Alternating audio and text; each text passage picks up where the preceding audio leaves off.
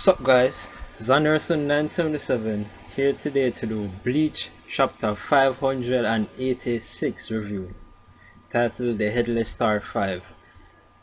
Well, let's just start off with the summary of this chapter. So it starts off with Busby counting out the Shinigami, right? And he counts that there's 6 of them. So he realizes that there's it's not evenly placed in terms of the numbers. There's more Star Knights here than the Shinigamis.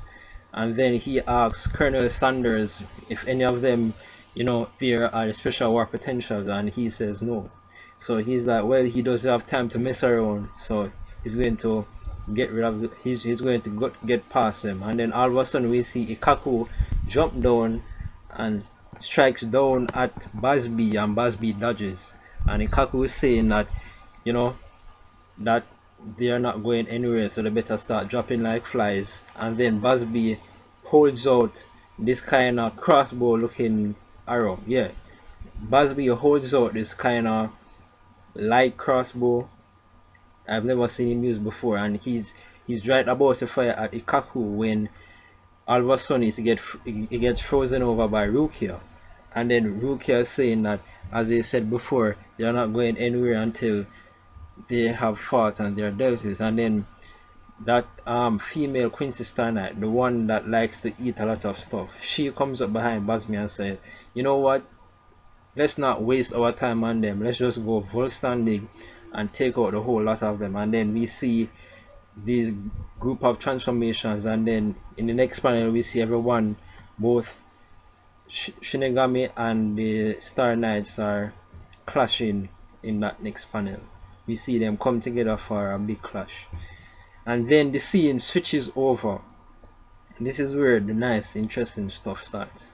The scene switches over to Ichigo approaching the tower where Yuha Bak is, that tower of light that's going up into the sky. Now as Ichigo approaches that tower, Hashwal says, "Your Majesty, let me deal with Ichigo." And then all of a sudden we see another person step out, and who is it? Ishida. Ishida steps out and said, and then first of all we see this other person. We didn't even, well, we suspect that it's Ishida, but we see this other person step out, the shadowy figure, and then all of a sudden we see this huge arrow get shot down from the sky, and Ichigo deflects it. Then it's revealed to be Ishida, and Ichigo is shocked to his core. He's like, Ishida, what are you doing here? What the hell are you doing here? Answer me. And then Ishida is saying that he's not powerful enough to defeat his majesty, and that he shouldn't throw away his life, so he better go away. Ichigo is still shouting at Ishida, asking him what's going on. Ishida fires this technique called rain of light, and Ichigo uses some kind of shield. I've never seen him use that technique before. He uses something like a shield to block himself from the arrows.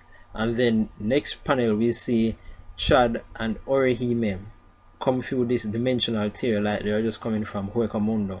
Chad and Orihime come into the scene, and we see them look at Ishida, especially Orihime. She looks at Ishida in a shocked way, and then Ishida turns on to his majesty and says that he's ready. And Yuha Bak asks him, are you really ready? This will be the last time for you to say goodbye to them. And he says yes, he knows, he's ready.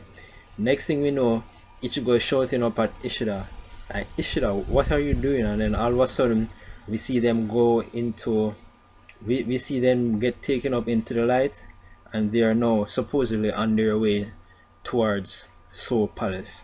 So that's the summary of this chapter right here. And man, what a chapter. This chapter, I have to say, I like the whole revelation that happened to Ichigo, because as we have been following the story, we know that Ishida has gone to the sides of the Star Knights. He has gone on the side of the Quincy's. He has his alternative motives. We have some idea of his reasons being that his mother was a half Quincy, and when Yuha Bak used that purging technique where he took the souls of all the half Quincy's, where he took the Quincy powers from all the half Quincy's and left them to dead. That's what ended up killing his mother. we have some clue that that might be one of his motivations, but we still haven't gotten a full solid confirmation from Ishida what his true objectives are.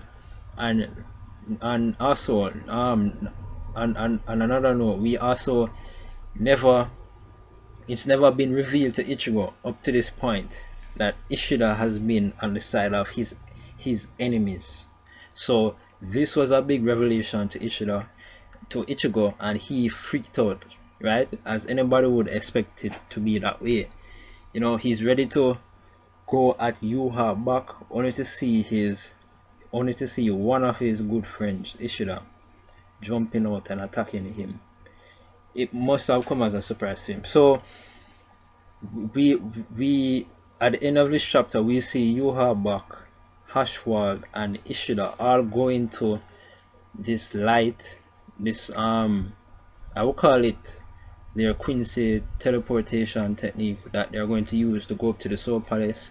So now they're on their way there, and I'm not sure how three of them alone are going to manage all the royal guards plus the Soul King, and also the additional forces that the Soul King may have up in the royal palace. I'm not sure how they really intend to deal with all of that huge amount of enemies against those three of them, but that's what they're doing. So they're on their way up to the royal palace, just three of them. And as I said in my Bleach discussion video, I have a theory about what Yuha Bak's true objective is, what his reasons for going up to the Soul Palace and all of that. So I'll put a link up here, a link to my Bleach discussion video explaining my thoughts and my opinion in that regards. But apart from that, I thought that this chapter of Bleach was a very excellent chapter. I liked the whole revelation to Ichigo that Ishida is now his enemy and how that all went down. It went down superbly. It was very well done. So this chapter was a great chapter of Bleach, and I liked it very much. So that's it. That's my review. Remember to rate, comment, subscribe. Sayonara.